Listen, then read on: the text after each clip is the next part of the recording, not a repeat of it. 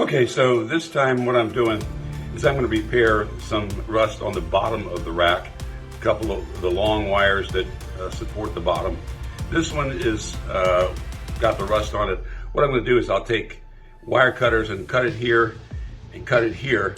And here's a sample of another one that I've already cut.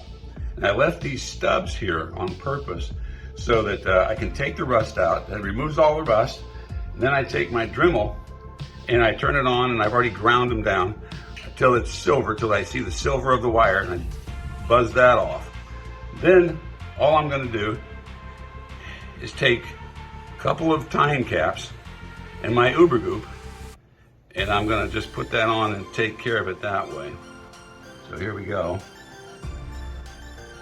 Spread it on, and then spread it on over here.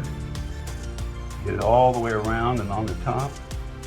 Okay, it dries fast, but not so fast that I can't take a couple seconds to put these on. Then I'm just going to slide my tying cap all the way to the end on both of these.